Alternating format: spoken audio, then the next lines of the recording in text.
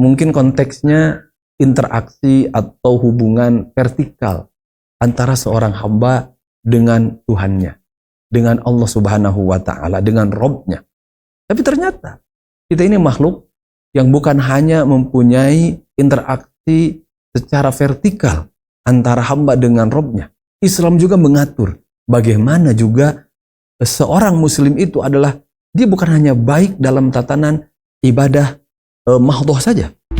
Ikhlaskan niat, bulatkan tekad untuk lanjutkan estafeta perjuangan.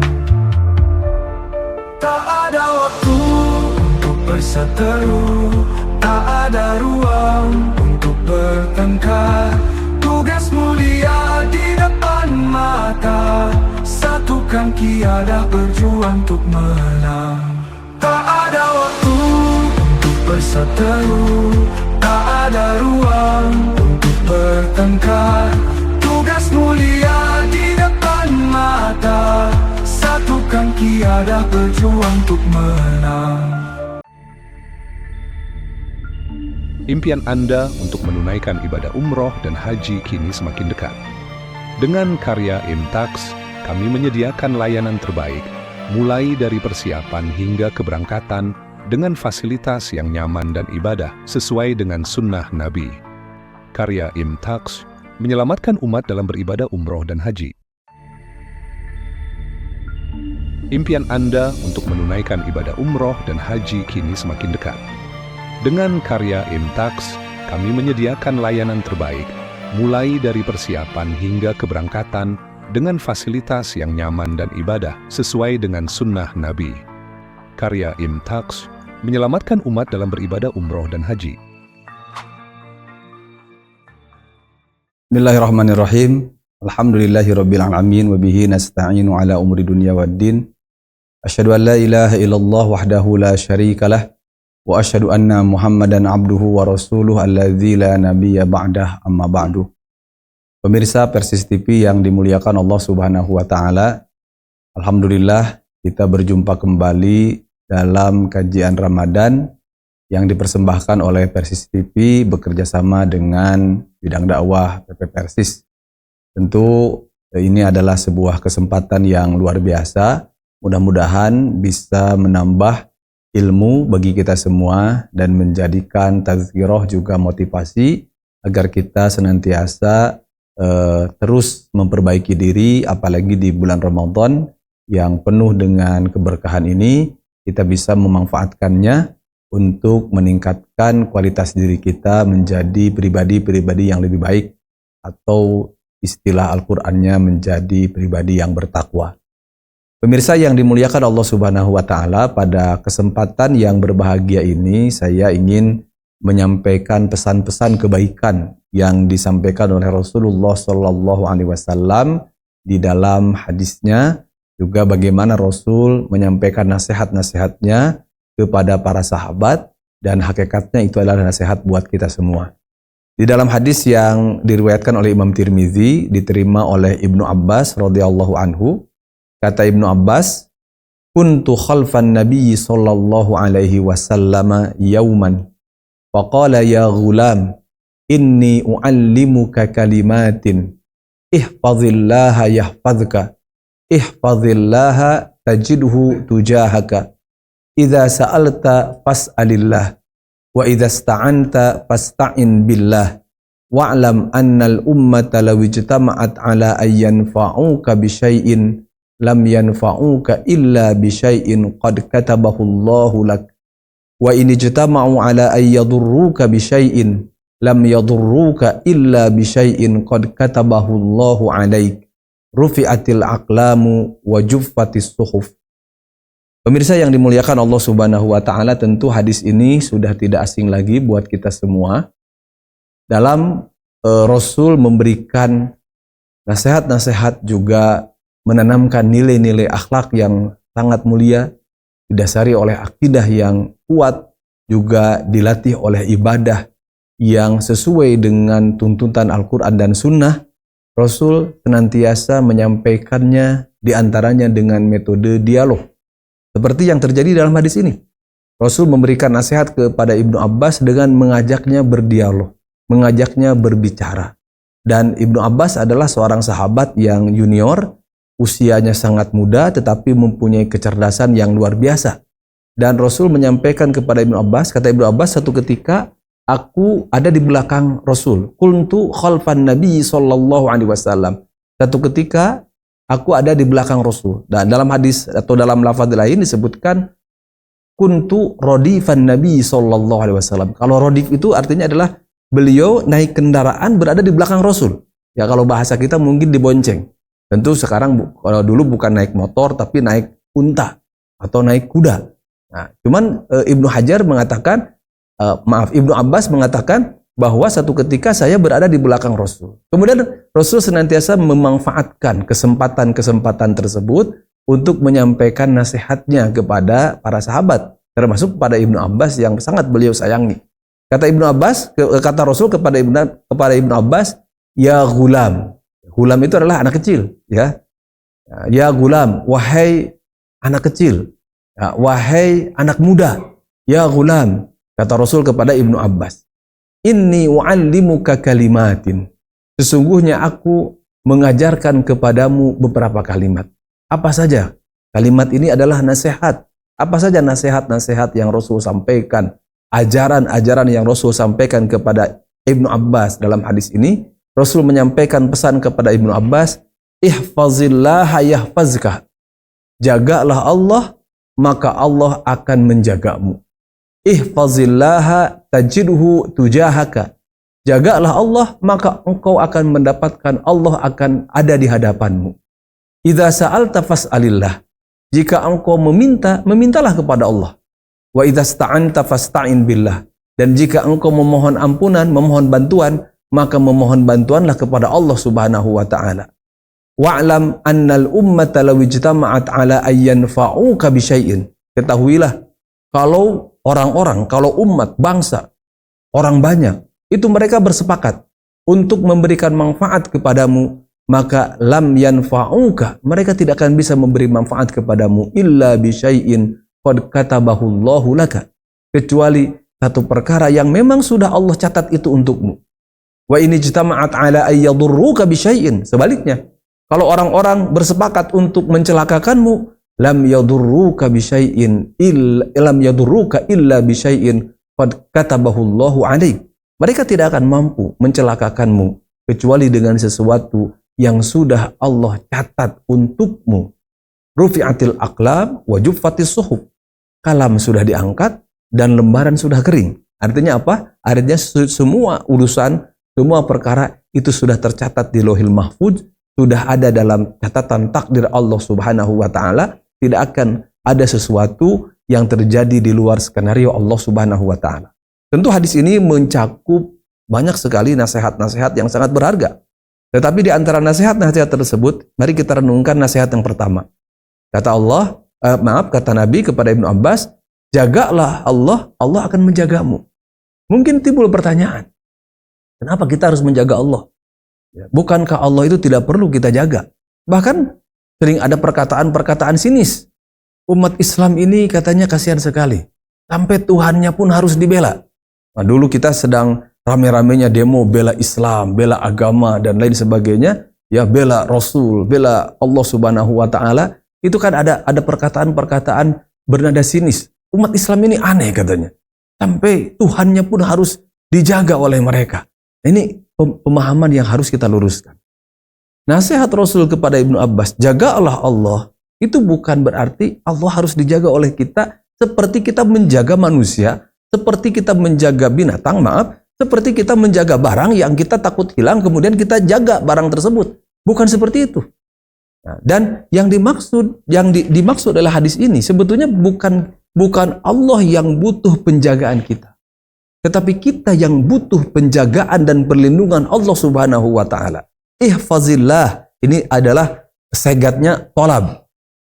Dalam kaidah bahasa Arab itu kalau ada tolab, ada jawab tolab. Dan sesungguhnya yang dituju itu bukan tolabnya, tapi jawabnya. Apa? Ihfazillah. Jagalah Allah. Apa jawabnya? Yahfazka. Allah akan menjagamu. Yang dituju itu bukan kita menjaga Allahnya, tetapi Allah akan menjaga kita. Kenapa? Karena sejatinya yang butuh pertolongan itu, yang butuh perlindungan itu adalah kita, bukan Allah. Yang butuh penjagaan itu kita butuh penjagaan Allah Subhanahu wa taala, bukan Allah butuh penjagaan kita. Makanya kata Rasul, jagalah Allah kalau engkau ingin dijaga oleh Allah. Karena kita ini makhluk lemah. Karena kita ini makhluk yang sangat terbatas dalam berbagai hal. Dan kita sangat tergantung kepada Allah Subhanahu wa taala. Kita tidak akan bisa apa-apa tanpa ada penjagaan Allah Subhanahu wa taala. Tapi kita sering lupa. Kita melalaikan kewajiban kita. Kita melalaikan hak Allah yang Allah wajibkan kepada kita. Makanya Nabi dalam hal ini, kalau kamu ingin dijaga Allah, mungkin kurang lebih seperti itu. Maka jagalah Allah oleh kamu. Nah itu, jadi yang dibutuhkan itu bukan penjagaan kita kepada Allah, tetapi penjagaan Allah kepada kita. Tapi syaratnya adalah jagalah Allah Subhanahu wa taala. Dalam ayat Al-Qur'an disebutkan, A'udzubillahi minasyaitonirrajim, in tansurullaha yansurukum wa yutsabbit aqdamakum. Kalau kalian menolong Allah, Allah akan menolong kalian. Ini poinnya sebetulnya kita butuh pertolongan Allah. Tapi untuk mendapatkan pertolongan Allah itu, kita harus menolong Allah Subhanahu wa taala.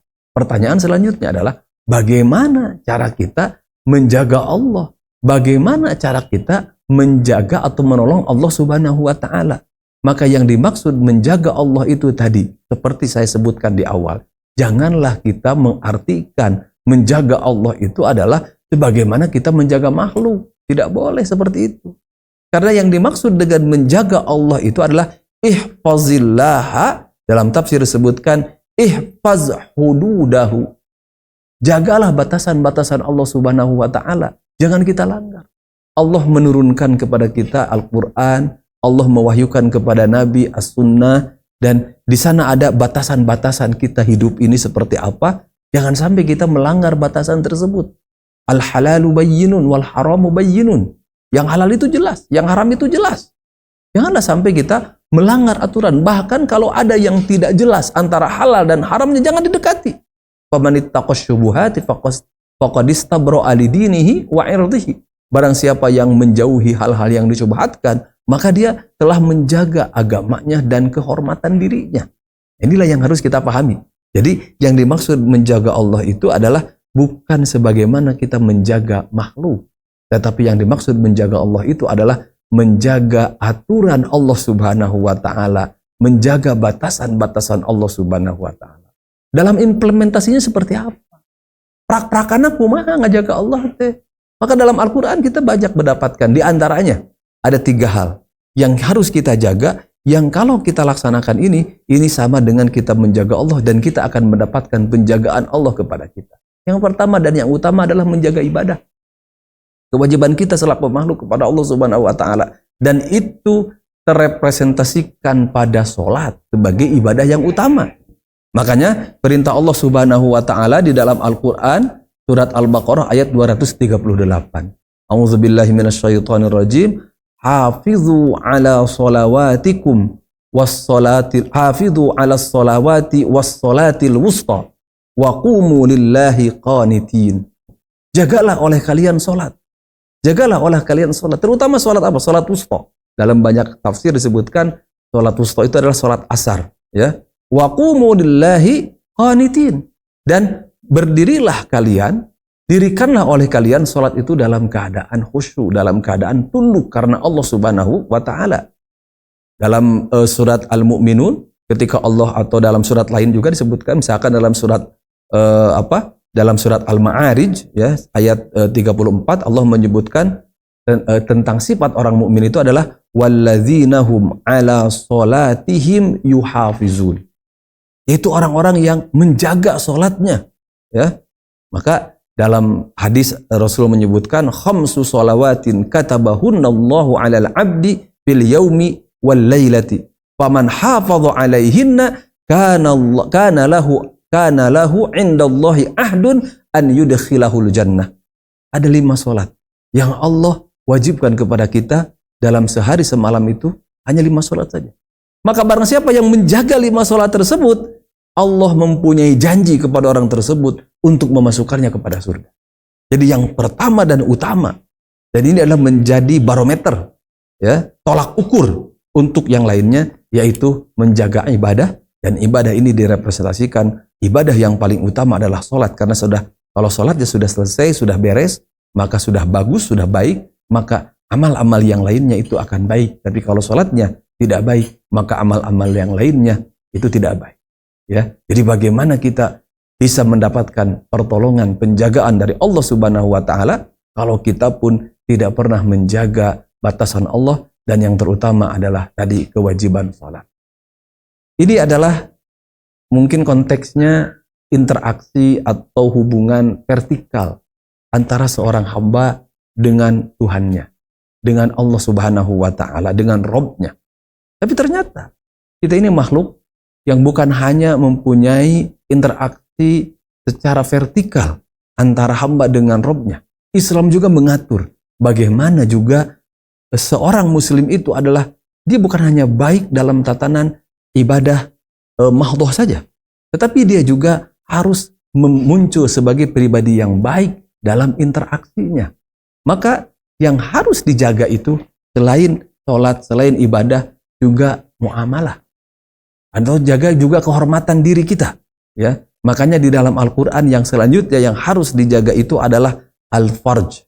Ya, al-farj, hifzul farj, menjaga farj, menjaga kemaluan. Dari apa? Dari perbuatan hina, perbuatan hayawani, binatang. Yaitu apa? Zina. Dan ini adalah merupakan indikator kerusakan moral yang sangat luar biasa. Jadi kalau seseorang sudah berani melakukan perzinahan, itu berarti dia sudah rusak sekali. Makanya yang Al-Quran menekankan, orang yang beriman itu adalah orang yang menjaga farjinya. Walladzinahum li furujihim yuhafizun, yaitu walladzinahum li furujihim hafizun, yaitu orang-orang yang menjaga farjinya, orang-orang yang menjaga kemaluannya, tidak terjerumus atau tidak terjebak kepada perbuatan dosa besar, yaitu zina. Dan zina ini merupakan indikator dosa besar yang luar biasa. Ya, jadi Rasul dalam hadis lain menyatakan tanda kiamat itu adalah diantaranya ketika sudah tersebarnya perzinahan. Sudah bukan tersebar, tapi nampak. Orang nampak perzinahan. Maka yang kedua adalah bagaimana kita bisa menjaga farji kita. Dan yang ketiga, yang harus kita jaga ini juga konteksnya hubungan interaksi sosial. Dan menggambarkan bagaimana seorang mukmin itu dia juga baik dalam interaksi sosial. Yaitu menjaga apa? Menjaga janji.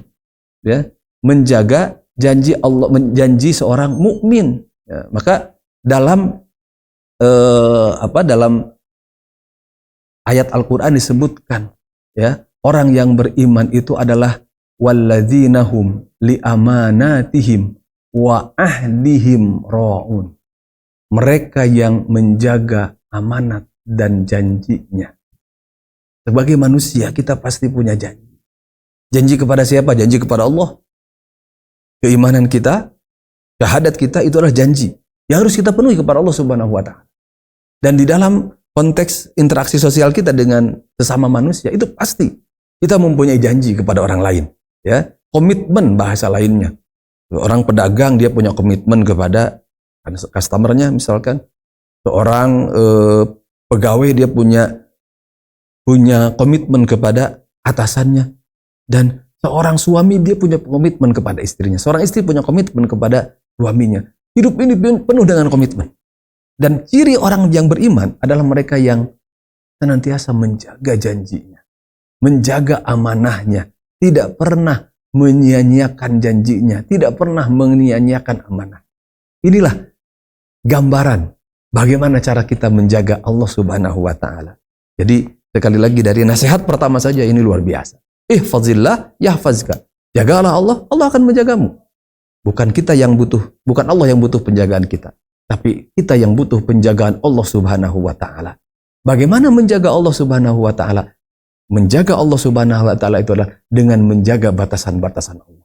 Implementasinya ada 3 hal yang harus dijaga, 3 hal utama. Yang pertama dan utama adalah jaga ibadah, digambarkan oleh salat. Hafidhu 'alas sholawati was sholatil wusta. Yang kedua adalah jaga kemuliaan diri kita. Jangan sampai menghinakan diri dengan berbuatan keji, yaitu zina. Dan yang ketiga adalah jagalah komitmen kita, janji kita dengan Allah Subhanahu wa taala, dengan sesama manusia. Dan ini adalah inti dari ketakwaan. Kalau Ramadan mengajarkan kepada kita untuk meningkatkan keimanan dan keislaman kita menjadi pribadi yang bertakwa, orang yang bertakwa itu adalah orang yang senantiasa menjaga ketaatannya kepada Allah Subhanahu wa taala. Ramadan mengajarkan kepada kita bagaimana kita hidup sehari semalam itu adalah senantiasa ada dalam kontrol, dalam kendali diri kita. Agar apa? Agar tidak terjerumus, terjebak kepada dosa-dosa yang akan membawa kecelakaan dan membinasakan kita. Kalau kita bisa menjaga diri kita dari kemungkaran-kemungkaran, kemaksiatan-kemaksiatan, maka Allah akan menjaga kita. Dan kalau Allah menjaga kita, Allah lah yang akan menjamin kita dalam berbagai hal. Inilah para pemirsa Persis TV yang dimuliakan Allah Subhanahu wa taala. Mudah-mudahan bulan Ramadan yang sedang kita jalani ini mudah-mudahan bisa meningkatkan komitmen kita dan bagaimana kita juga bisa menjaga batasan-batasan Allah Subhanahu wa taala sebagai implementasi dari ketakwaan itu sendiri, sebagai latihan agar kita menjadi pribadi-pribadi yang bertakwa. Karena takwa akan menjadi bekal bagi kita untuk keselamatan hidup, baik di dunia ataupun di akhirat kelak. Karena Allah lah yang akan menjamin keselamatan tersebut. Allah lah yang akan menjamin penjagaan tersebut selama kita menjaga Allah Subhanahu wa taala. Demikian pemirsa Persis TV yang bisa saya sampaikan. Mudah-mudahan ini menjadi tazkirah buat saya pribadi khususnya dan buat kita semua. Dan mudah-mudahan bulan Ramadan yang sedang kita laksanakan ini membawa kebaikan buat kita semua dan menjadikan kita lebih baik di sisi Allah Subhanahu wa taala. Aqulu qouli hadza wa astaghfirullah li wa lakum. Rabbana atina fid dunya hasanah wa fil akhirati hasanah wa qina adzabannar. Wassalamualaikum warahmatullahi wabarakatuh. TJM 99 berasal dari sumber air murni yang terjaga kualitasnya. Melalui proses demineralisasi yang ketat, kami menghilangkan mineral anorganik dan zat berbahaya, menghasilkan air dengan tingkat kemurnian yang tinggi. Kami menggunakan teknologi pengisian otomatis yang higienis untuk menjaga kesegaran dan kemurnian air. TJM 99, pilihan tepat untuk hidrasi optimal, segar, murni, dan berkualitas.